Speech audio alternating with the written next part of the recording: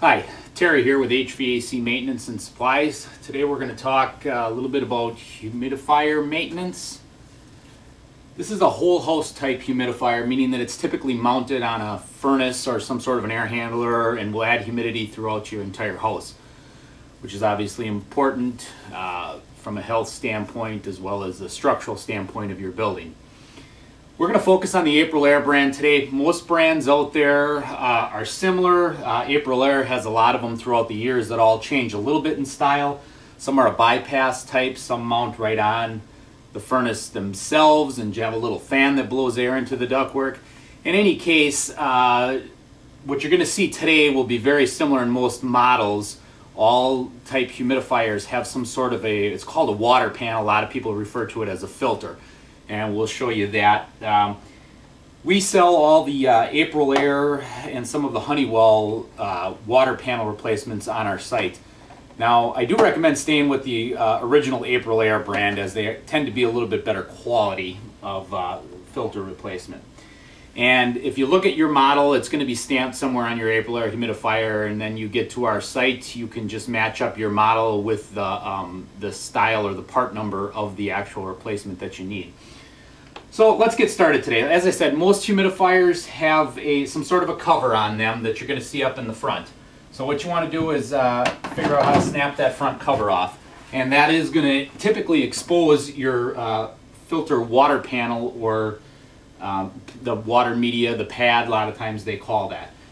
So a lot of times what you'll see to tell if that needs to be replaced is you'll see it starting to get limed up. Typically you want to change those at least once a season, because you start getting musty smells throughout your house if you leave those in there. So usually there's a water hose that comes up to the top. Of course, you want to make sure that your power is off. There's usually a copper line that goes to the water feed of this. Sometimes there's a little saddle valve there. You can turn that off too to make sure that it doesn't come on while you're in the process of changing this.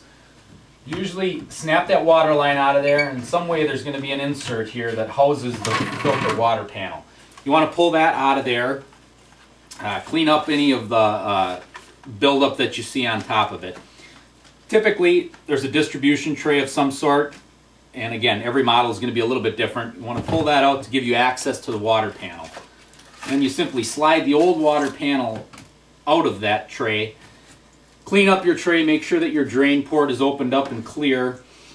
Discard the old water panel. You can see these water panels here typically have a black spot or a red spot. That's the top. That's the way you want your water to be distributed down.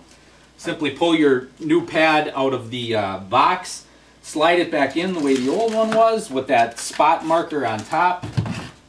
Reinstall your water distribution tray. Again, kind of inspecting it and making sure that all of your water distribution ports here are open and that your drain is open.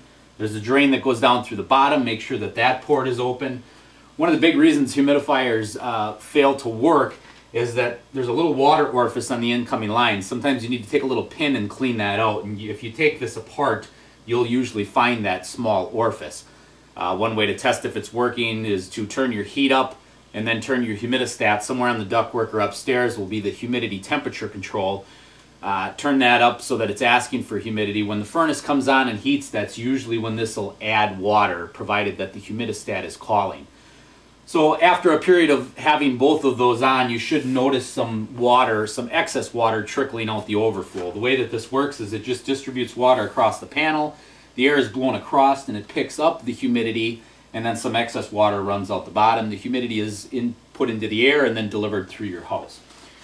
So you simply put this back together the way that you had taken it apart. Snap that back into place, making sure that it's snugly fit in there. Get your water line back in place. And you can snap your cover back on.